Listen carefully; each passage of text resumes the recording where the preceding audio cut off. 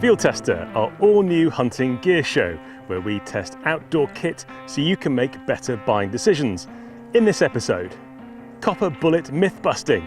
We take a load of rifles, the leading off-the-shelf copper rounds, and test them for accuracy and performance at 100 and 250 metres.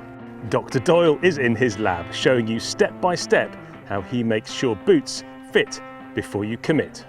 Plus gun shop gurus. We have a select gang of retailers offering savvy shooters sage advice. We have recommendations for clay busting shotguns for under £500, plus hammer gun house of horrors. What happens when you don't look after your hardware? But first, this.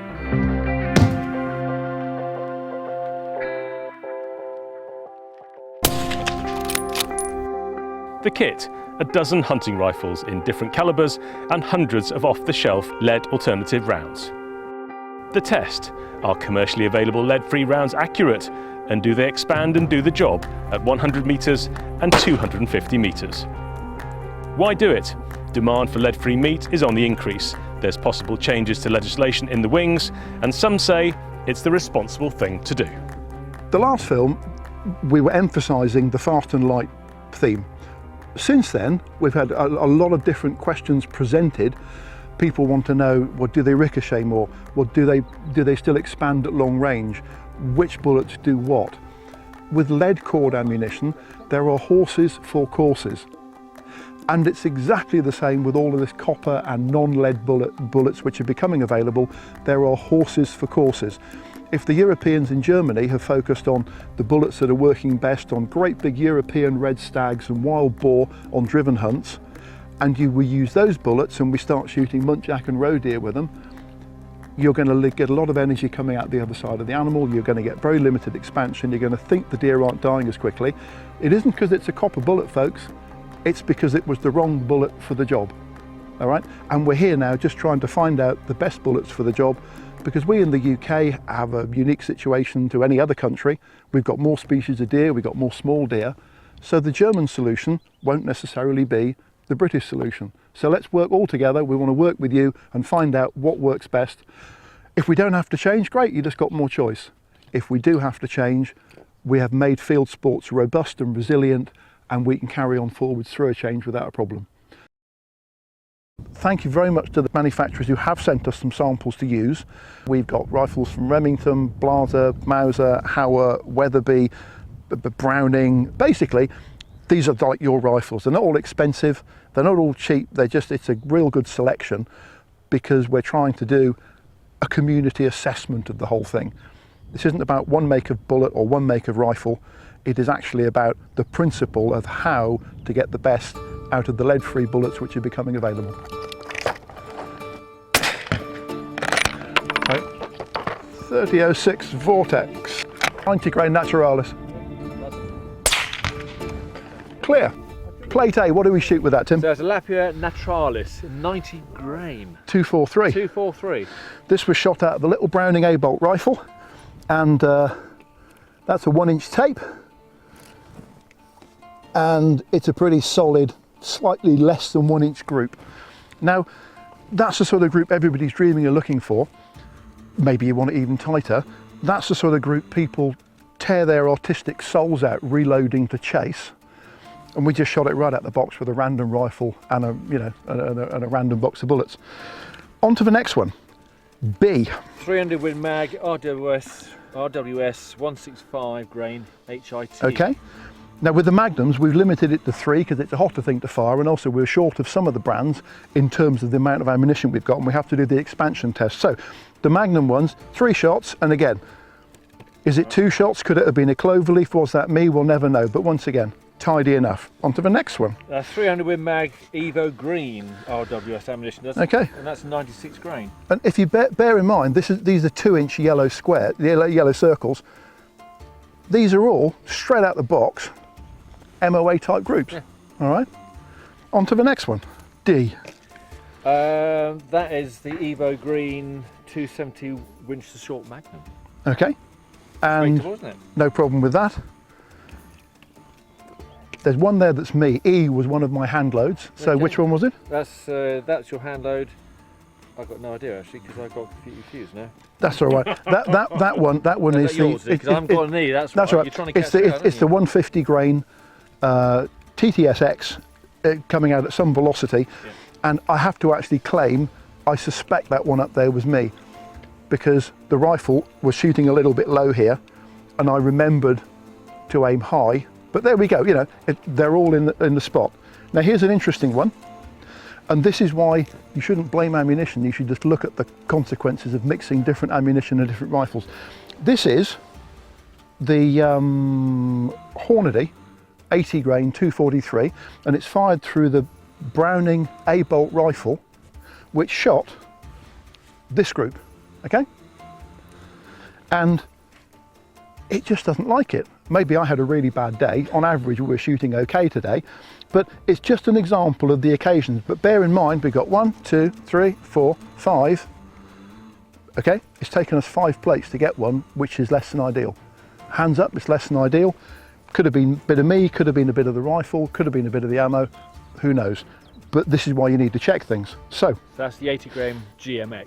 That's it, but you shot a much better group with it further down there with a different rifle. This one? There's a Lapua Naturalis again, 90 grain 243. Absolutely brilliant. And looking at that again, we've got a sub 1 inch group in terms of the elevation. The windage is slightly more spread than that, but actually it's been running about 8 to 12 miles an hour today, so that's another good excuse. Getting good at these. On to the next one. There's Barnes TSX BT in a 270 caliber, 130 grain. Good solid group, no problems with that one. Number 4. Sadio and Bello 180 grain Energy XRG in 308. Yep, now this is an interesting one. It's a fairly round nosed bullet. That's what we did with it. And then I put in the other 165 grain, the Exergy Blue for the next one. Yep. And again, you're probably getting shooting errors down to me. You can see the potential of that ammunition. There's 4 rounds in there that have basically made one hole. And it's again, it's finding the right one, but draw some consolation from this.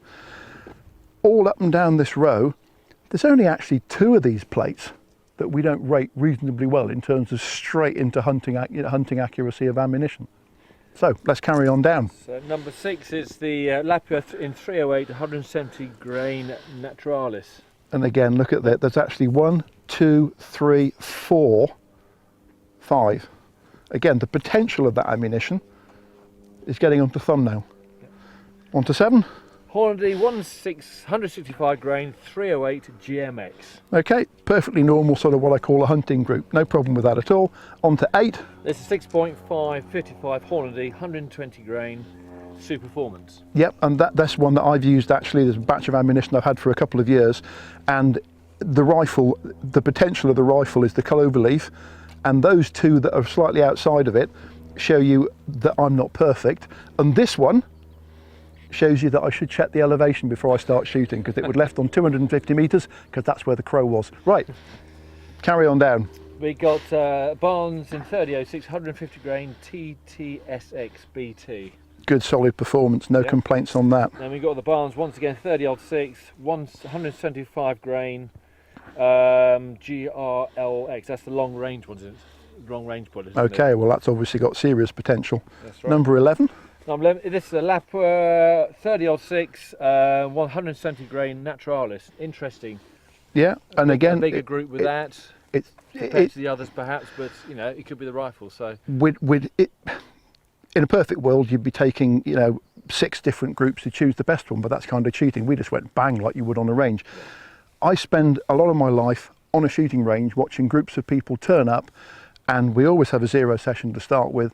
And when they shoot the groups, I can tell you that running down here on a national average, that the average of these groups is actually above average. If you take it across the board of all this ammunition, copper ammunition doesn't shoot accurately through my rifle. You could be unlucky, that could happen with a particular brand, but on average, it shoots fine.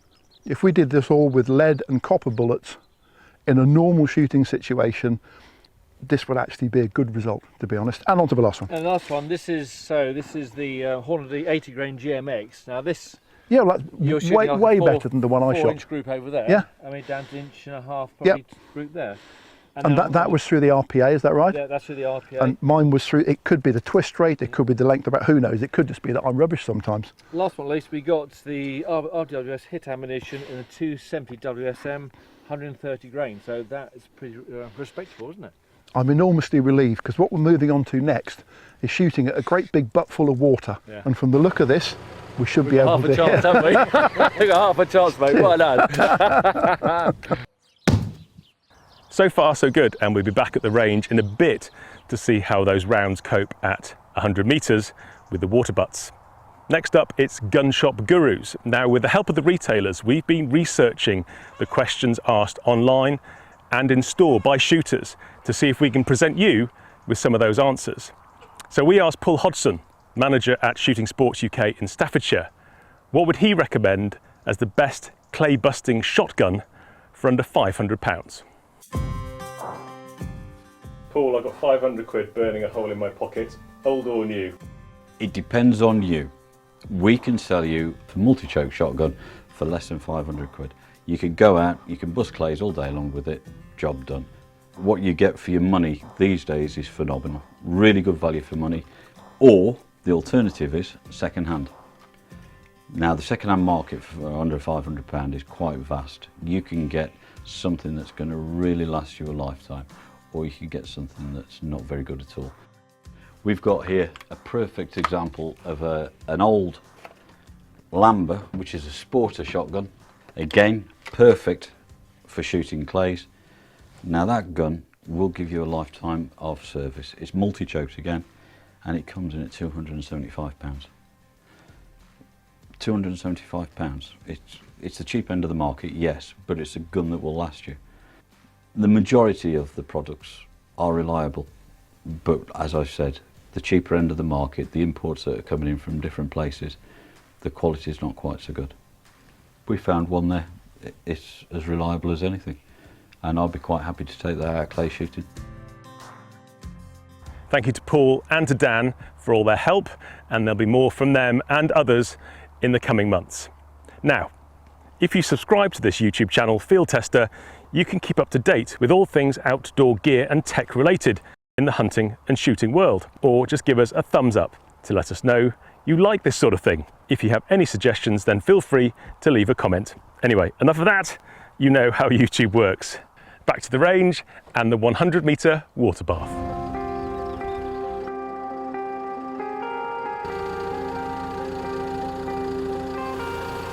This is a new variation on things I've done before, but if it ever at some stage looks like we're making it up as we go along, it's for a very good reason. It's because we're making it up as we go along. Good. Good, keep going. Okay, 6.5.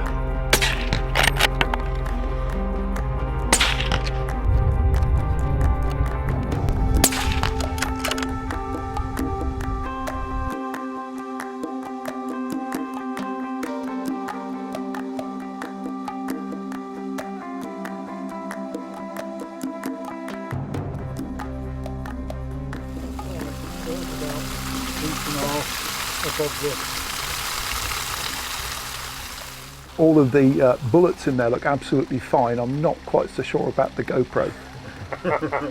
I can't see a round here which, if I put it through the thoracic cavity of my chosen quarry, it wouldn't have died quickly and humanely. Okay, it's really, this is really interesting actually. So, hang on, I've got one missing. Looking at this, Tim, you pulled a few bullets out of a few animals, and I've pulled a few bullets out of a few animals. If you pull a bullet that looks like this out of an animal, well, if you find it, because they'll probably penetrate, but do you think it's done a good job? I think it has actually. I mean, while you've been talking, I've been checking the diameters, and that they've actually all more or less doubled in the size of their diameters. They've expanded quite uniformly. And I mean, what I find really interesting is that you've got the mushroom effect from the Lapo naturalis. Yes. Yeah. Then you've got the petals petals on these ones over here. That's the Yeah, GMX and the GMX. Barnes, and we've also got the Exergy from S&B. Yeah, They yeah. do the same kind of thing. So they're achieving the same thing, perhaps in a different way. Yeah. Yeah. So is the application for the Evo Green slightly different? It's trying to be the best of both worlds, Okay. in that if you hit a relatively fragile animal, the front section will blow up. What happens to the rear section is almost immaterial because the front section will have killed the animal. If you have a tougher animal, the front section will blow up, and if you put it into the chest, hopefully it'll blow up in the thoracic area, in the heart-lung area.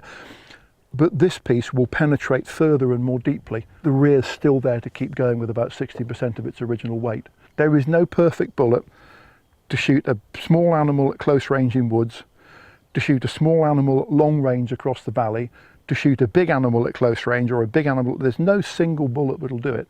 We have to choose the ammunition for the task. You might have chosen the rifle for the task. You have to choose the ammunition for the task.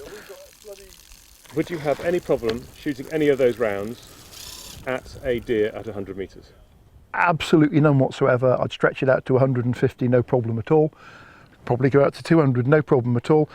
As we get further out to 250, the question of the initial velocity, the shape and ballistic coefficient of the bullet, how well it retains energy and speed downrange, is going to be the decisive factor. And if any of these rounds don't expand much at 250, that isn't a failure. That's because the maker intended you to shoot them in a forest at 50 to about 120 metres probably, which is called hunting, I think, last time I looked. We're going to go back to 250 metres, which is quite a long way to be shooting at unwounded game. And we're going to shoot at the same refilled container, and we're going to recover all the same bullets, and we're going to have the next sample here, and it'll answer your questions to a degree. And you'll find that there's some of the stuff in here, and you'll look at it at 250 and think, yep, that'll work. It'll all work, it's a case of how quickly it works. I think we'll see some expansion from all of the rounds at 250, it's just a case of how much expansion. All going swimmingly. Now, some people know about physiology, some people know about psychology. Jason Doyle has a PhD in huntology. This month, he's talking about the science of boots.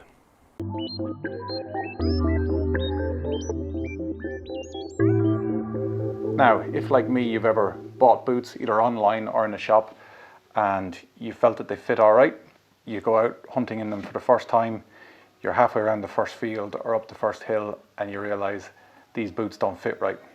Well, at that point, you're usually stuck with them because what you've done is you've worn them outside, you've got mud on them, and you can't return them then. Now, most shops and suppliers will take boots back if they've only been worn in the house. So we've put together this 10-step guide to make sure that your boots fit perfectly before you even leave home. Now, before we even start, it's essential that you're wearing suitable socks for this. My preference is a medium cushion smart wool. These come in various lengths, and these are basically all I wear when I'm hunting. Step 1 is to remove the insole from the boot and place on the floor. Now, wearing the socks you intend to wear while stalking, place your foot on the insole with your heel right at the back and put all your weight down. You should have approximately a finger's width of space at the front. This is just a very rough guide to make sure the boots fit, but if your foot is right at the front of the insole, you can be certain that the boot is too small. Step 2, loosen the laces off right to the bottom of the boot and slide your feet in. Now, tap your heels to the back of the boot. I think I'll miss you most of all. This ensures your feet are in the right position in the boot before you start lacing. Step 3, before lacing, ensure your leg is at a 90-degree angle to your foot. You don't want to be leaning back or forward, or it'll make it difficult to tighten the boot correctly. Also, make sure that the tongue is in a central position. When lacing the boot, I like to continually wiggle my foot just to make sure it's tightened evenly and consistently. Now we've got the boots on, they should be laced snugly but not too tight. When you lean back and forward, you shouldn't be feeling any great pressure at the front or at the back. I like to be able to fit a finger snugly down either side and at the back and front of the boot. When we're comfortable with how they're laced, this is when the real work starts. I like to wear them around the house for 30 minutes to an hour. What I'm looking for is to make sure my feet feel comfortable. There's no pinching at the sides here, that my toe isn't hitting the front, that there's no heel lift at the back. When I'm walking, my heel isn't coming away from the sole, and that there's no discomfort around here where this leather bends as I'm walking. Well, now I've been in these boots around the house for just over an hour. I've sat and watched some TV, I've had my dinner, all the time sort of being aware of how they felt. Any chance I got and giving my feet a good wiggle. They've settled in quite nicely. They've had to be tightened up quite a few times. This one's just loosening again, so just tighten up this one. But this is where trying them on in a shop just doesn't really work. When you can wear them for a couple of hours around the house, you start to get a better feel for them. You start to feel if there's any issues. So the next step I want to do is to start rolling up onto my tiptoes as if you're walking. And what I'm looking for here is just to make sure the heel isn't coming away from the sole inside the boot, which over multiple thousands of steps could cause an issue with a blister. And I'm also looking to make sure that the boot is flexing. It's that sort of walking motion, really exaggerating as you would be if you were climbing. So I'm just going to climb up and down the stairs, focusing on using the toe portion of the boot as I'm climbing up and pushing right down in the boot as if you were climbing up a mountain or a steep slope. And what that will do is it'll push my heel tight into the back of the boot, and it'll also push the front of my shin into the front of the boot. And it'll very quickly highlight if there's any issues there, if the boot is too tight or going to be uncomfortable in any way. And then on the way down, I'm going to take quite exaggerated steps just to make sure my toes don't hit the front of the boot. Now the next step is a really important one, and you don't want to be caught out by. It's to make sure that you can drive safely in your new boots. Now I know it's not going to be an issue with these because these are very flexible and quite soft already, but it can be an issue with certain types of mountaineering boots or boots with particularly stiff soles or very high leg boots with a massive amount of support. You can put them on in your house in the morning and you go out and you start driving, and if you quickly need to hit the brakes, you don't have the feel and flexibility to do so safely, and it can cause issues. Step 8, make sure your socks are long enough. I see loads and loads of people, they buy real high boots, higher than these, and their socks are maybe an inch or 2 inches too short for that specific boot. And that can cause real issues with blisters, abrasion, and it can make you sweat as well. If this material is rubbing directly on your skin, it can cause sweaty patches, and it's just not a pleasant feeling at all. Step 9, try your new boots with different weight socks. As I said before, I'm a believer in smart wool, medium cushion, and that's what I wear most of the time, probably 90% of my socks. But if you're going to be doing a lot of high seat shooting, you may prefer a real heavy sock like this. I would advise you try your new boots with those socks that you intend to wear, because it may be that a thick pair of socks like that puts you up a half size or maybe even a whole size, and if you try and walk in those heavy socks, then the boot is too tight, going to cause you issues with heel pain or maybe even hitting the front of the boot. And last but not least, number 10, make sure that you try the boots at the end of a long day, either in work or a long walk or a hunt. Come home when you're tired, your feet are sore, and stick your new boots on then, just to see how they feel when you're tired, when your feet are sore from a long day. So it's always a good idea to try that. As I say, I'll probably try these in the house for 4 or 5 days before I wear them outside. At the end of that time, I can still send them back if needs be. There'll be no marks on the soles. I won't have worn them outside at all, and they can still go back and be returned. Boots are too expensive to buy them and not use them, so we need to do everything we can to ensure the fit is perfect. Thank you, Dr. Doyle, a man who knows a lot about boots and a lot about wallpaper. Right, before we join Tim and Andrew, let's go across to another of our gun shop gurus. This time it's Marcus Simpson from Simpson Brothers, and he's telling us what happens if you don't look after your kit.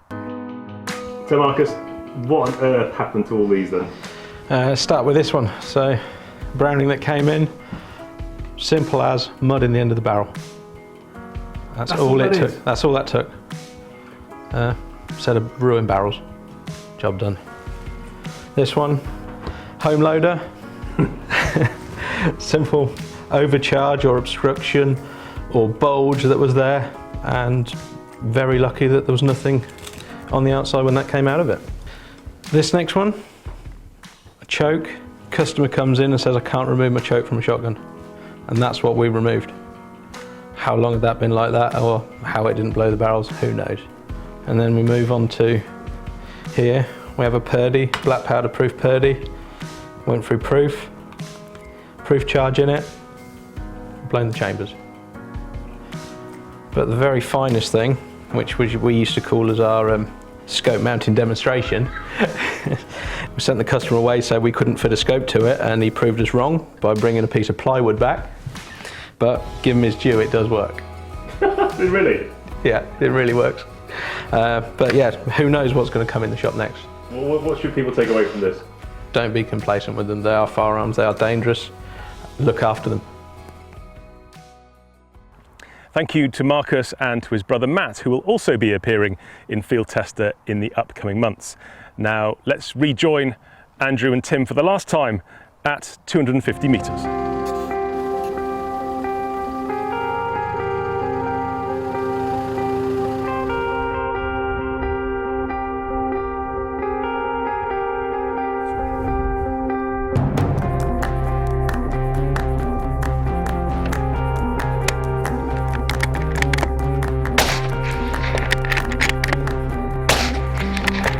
About 3 or 4 inches of wind, Tim.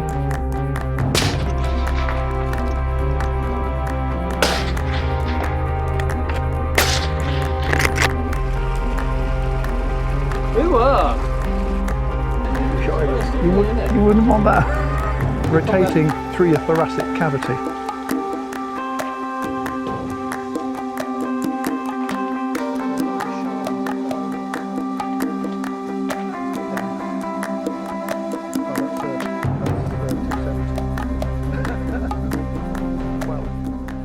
Fascinating. I was actually expecting, from some of the clues of sort of indications we had from people engaging with the threads and the questions, that the 250 metre results would be markedly different from the 100 metre results. And I'm actually very pleased to note that they're not markedly different. There are some differences.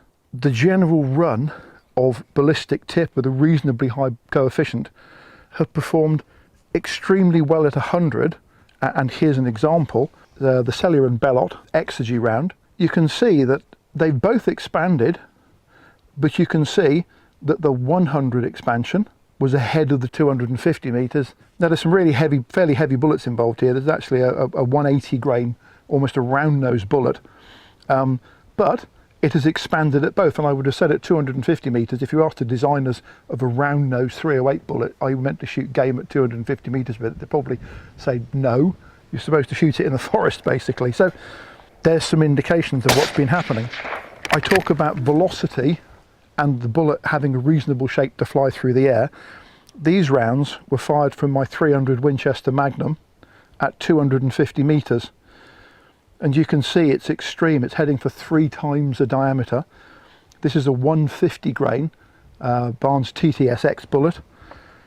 The Hornady GMX has also done a brilliant job. Now, out of interest, these ones are 150 grain Barnes fired from a 308. And I think you can see very clearly, yes, it's expanded. Yes, you wouldn't want that flying through the middle of your chest. But this left the barrel at almost 3,500 feet per second, and this left the barrel at 3,000 feet per second. This is maybe excessive performance. This is still good performance. That is good expansion. It's double caliber expansion. And by and large, all the way through these, we have the same theme. If we cut across to the Lapua rounds, these were the rounds which were shot at 100 metres, and we have the 243, we have the 308 and the 3006. When we move the same round to 250 metres, it's done very much the same thing. Perhaps just a tiny bit less expansion, but really, you know, very good. The one we have to point out for a difference, the Lapua 243 90 grain Naturalis fired at 100 metres. That's working fine. The same bullet at 250 metres, I'd use it as an emergency shot on a wounded animal, but I wouldn't take an initial shot on it. But it's fine for what it's probably been designed to do, which is to shoot at what I call sensible European and German ranges. If you focus on the light for calibre, faster versions for your firearms, and you ask your dealers, they will ask the importers, and they will make us what we want and what we need. The message is, it's worked. There's still horses for courses. If a bullet looks like a brick, it isn't meant to be a long-range bullet. If a bullet's designed to expand extremely well at extremely long range, it's going to overexpand and blow up at normal stalking distances. Think about what you're shooting and hunting. Think about the result you expect. Prepare for what you're actually going to do. Don't get magnamitis and equip for some fanciful long-range shot and then end up shooting something in the chest at 105 metres or 60 metres and ruining half of the animal. Let's be real out there. Let's be safe and have fun. And genuinely, in the right conditions, there's not a round in here I wouldn't be happy hunting with at sensible hunting ranges. This is just part of the non-lead stuff that's available. So I think the future looks reasonably bright, whatever happens to lead in the future. Thank you to Tim and to Andrew for making that happen. It required an awful lot of organisation, and thank you too to the distributors who helped supply us with a lot of the ammo. We hope everybody has found it useful. We'll be back next month. In the meantime, please go across the Fieldtester pages of our website and please subscribe to the Fieldtester YouTube channel. Thanks for watching.